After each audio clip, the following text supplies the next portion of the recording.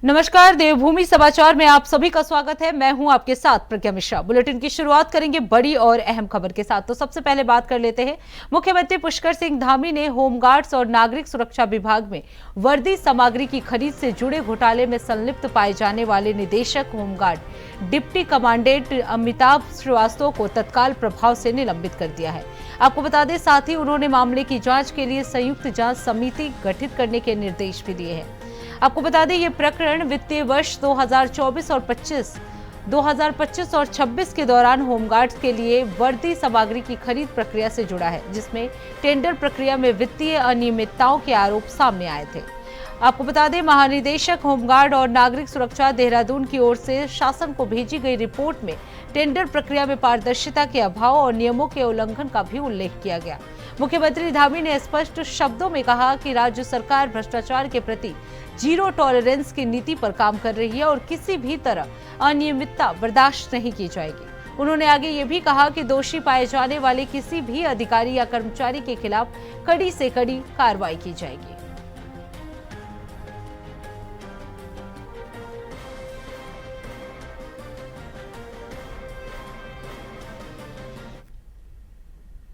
अब रुक करते हैं अगली खबर की। कुमाऊं मंडल के प्रमुख धार्मिक स्थलों पर भीड़ नियंत्रण और धार्मिक यात्राओं को सुरक्षित और सुव्यवस्थित बनाने को लेकर एक महत्वपूर्ण बैठक वीडियो कॉन्फ्रेंसिंग के जरिए हुई।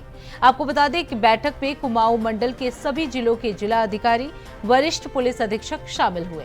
अधिकारियों ने बताया कि कैचीधाम, मां गर्जिया देवी, जागेश्वर, मां पूर्णागिरी, हाट कालिका, बागनाथ सहित अन्य प्रमुख धार्मिक स्थलों पर श्रद्धालुओं और पर्यटकों की संख्या में लगातार वृद्धि हो रही है, जिसे देखते हुए प्रभावी भीड़ और व्यवस्था प्रबंधन के निर्देश दिए गए।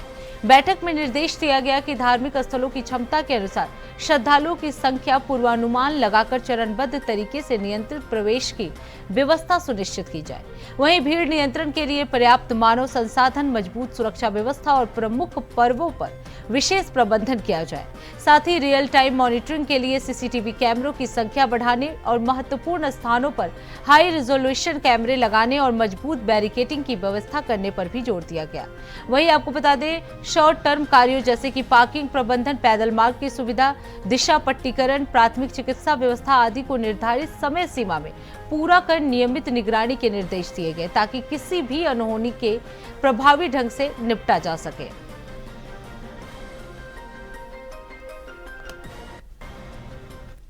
की पुरानी गाइडलाइंस हैं, जिसमें ये कहा गया था कि कुमाऊं में, बेसिकली तो पूरे उत्तराखंड में, लेकिन कुमाऊं में स्पेसिफिकली कुछ साइट्स की बात की गई थी, जैसे कि कैंची धाम और गर्जिया मंदिर, अल्मोड़ा में जागेश्वर धाम और चंपावत में पूर्णागिरी। ये ऐसी जगह हैं जहाँ पे कि साल भर श्रद्धालुओं की आवाजाही रहती है और विशेष पर्व भी होते हैं जिसमें कि बहुत बड़ी संख्या में लोग आते हैं। तो इसमें बेसिकली आइडिया ये था कि इन जगहों पे सर्कुलेशन प्लान बहुत अच्छा हो। श्रद्धालु आते हैं तो आने का रास्ता, जाने का रास्ता, और ऐसे कोई कारण जिसकी वजह से कभी स्टैम्पीड, भगदड़ मचने की संभावना हो, तो उनको पहले से हम उसके उपाय कर सकें उसको रोकने के लिए। अब रुक कर लेते हैं अगली खबर की। देहरादून में शहर के सबसे बड़े जाम वाले इलाके आढ़त बाजार को शिफ्ट करने की योजना पर मसूरी देहरादून विकास प्राधिकरण यानी MDDA सक्रिय रूप से काम कर रहा है। आढ़त बाजार, तहसील चौक सड़क चौड़ीकरण परियोजना न केवल शहर के यातायात को सुगम बनाएगी, बल्कि बाजार क्षेत्र का सौंदर्य भी बढ़ाएगी।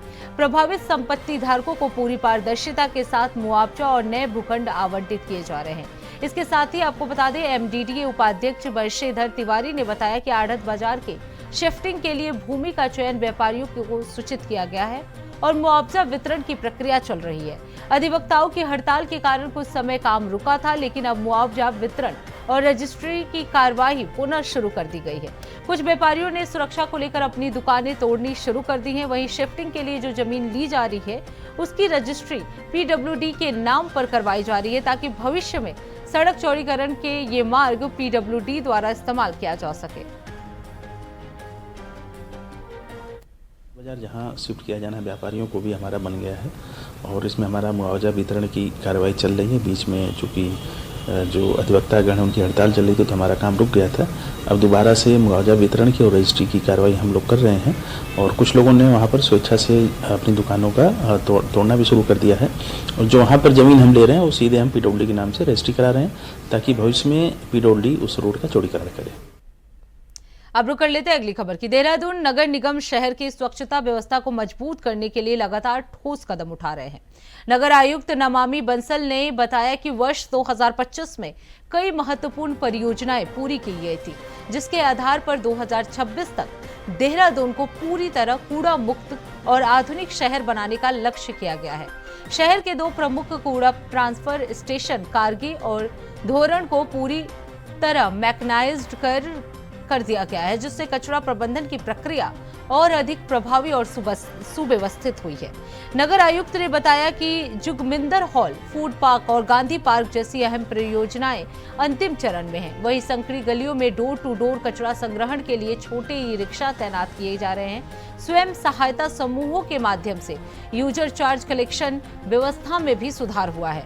इसके साथ ही लेगेसी वेस्ट साइड का भी लगभग 50% हिस्सा साफ किया जा चुका है, जिससे 2026 तक पूरी तरह समाप्त करने का लक्ष्य रखा गया है।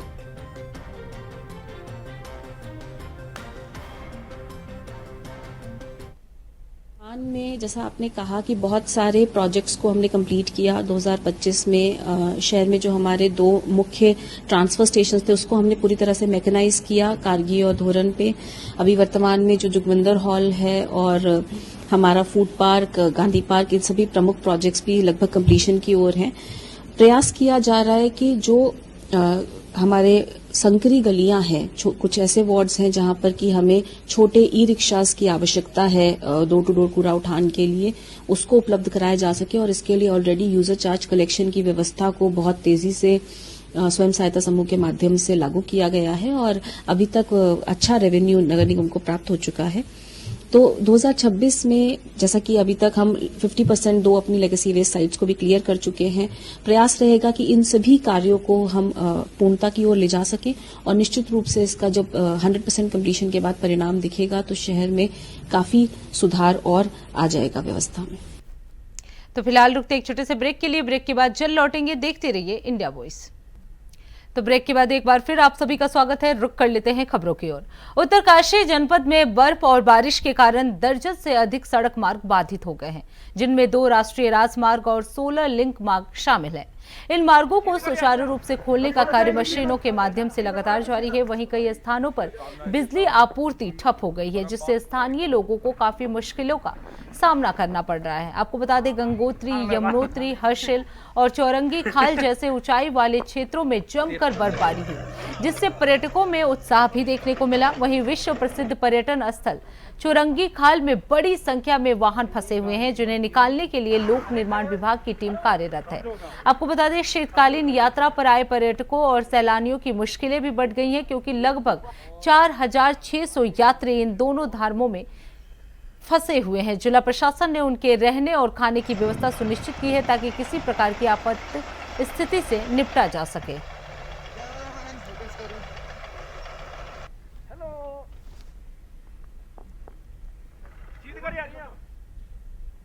अब रुक कर लेते हैं अगली खबर की। उत्तरकाशी के गंगोत्री और यमुनोत्री सहित ऊंचाई वाले क्षेत्रों में कल देर रात तक बारिश और बर्फबारी जारी रही। इसी वजह से सूखी टॉप मार्ग काल बंद है और बीआरओ मशीनों द्वारा रूट खोलने का प्रयास लगातार जारी है। आपको बता दें, गंगा घाटी और यमुना घाटी को जोड़ने वाली राड़ी टॉप मार्ग भी फिलहाल बंद है और इसे खोलने के लिए संबंधित विभाग पूरी तरह से मेहनत कर रहा है। प्रशासन ने फंसे सैलानियों के लिए भोजन और रहने की पूरी व्यवस्था सुनिश्चित कर ली है। वहीं सैलानियों को सुरक्षित रूप से बाहर निकालने का कार्य धीरे धीरे किया जा रहा है, ताकि किसी प्रकार की आपात स्थिति से निपटा जा सके और सभी यात्री सुरक्षित अपने गंतव्य तक पहुंच सके।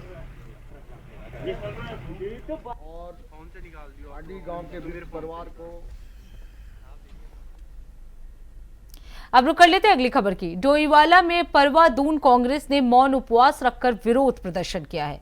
ये प्रदर्शन प्रयागराज में जगत गुरु शंकराचार्य अभिमुक्तेश्वरानंद के साथ हुए दुर्व्यवहार की निंदा के लिए आयोजित किया गया। आपको बता दें, उपवास का आयोजन दुधली के नागल ज्वालापुर महादेव मंदिर में किया गया। इस दौरान परवा दून कांग्रेस के जिला अध्यक्ष मोहित उनियाल और डोईवाला ब्लॉक प्रमुख गौरव सिंह के नेतृत्व में बड़ी संख्या में कांग्रेस नेता मौजूद रहे। उन्होंने शांति और संयम के साथ इस घटना की निंदा की और धार्मिक मूल्यों का सम्मान करने का संदेश दिया।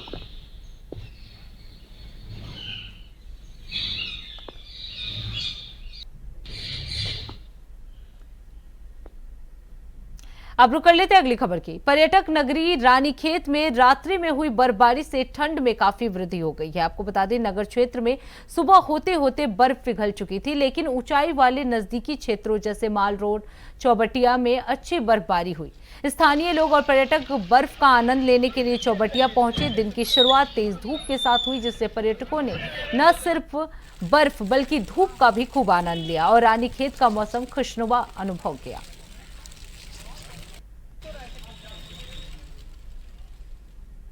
अब रुक करते हैं अगली खबर की। खबर कोटद्वार से है, जहां मालन पुल पर आज सुबह लगभग 8:30 पर हुए सड़क हादसे में 24 वर्षीय युवक सौरभ आर्य, जो कि कनिष्ठ सहायक की मौत हो गई है। आपको बता दें, मोटा ढांक हल्दू खाता मार्ग पर भावर किशनपुरी की ओर से जा रहे ट्रक ने झंडी चौड़ निवासी सौरभ को गलत साइड से टक्कर मार दी। इस घटना में युवक के सिर पर गंभीर चोट लगने के कारण मौके पर ही उसकी मौत हो गई। टक्कर इतनी तेज थी कि युवक का हेलमेट टूट गया और बाइक सड़क से लगभग 25 फीट दूर मालन नदी की ओर झाड़ियों में जा गिरी। सूचना मिलते ही पुलिस मौके पर पहुंची और ट्रक को सीज कर चालक को गिरफ्तार कर लिया गया है। मृतक के परिजनों ने दुर्घटना की रिपोर्ट दर्ज करवा दी है और मामले के आगे की जांच पड़ताल शुरू कर दी गई है।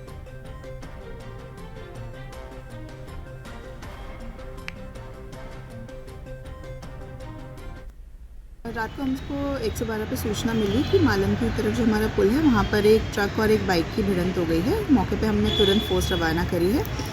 मौके पे जाके पता चला कि जो मोटरसाइकिल का ड्राइवर था, जिसकी पहचान सौरभ आर्या, जो कि वहीं झंडी चौड़ का रहने वाला था, उससे हुई थी, वो मौके पे ही हमारा ट्रक की भिड़ंत की वजह से एक्सपायर हो गया था। तो उसको हमने तुरंत ही जो हमारा बेस हॉस्पिटल है पहुँचाया गया। मौके से जो ट्रक है हमने उसे कब्जे में ले लिया था। साथ ही साथ जो उसका ड्राइवर था, जो चालक था, उसको भी हमने हिरासत में ले लिया है और इसमें अभी आज पोस्टमार्टम की कार्रवाई चल रही है तथा जो भी वैधानिक कार्रवाई होगी वो कम में जाएगी।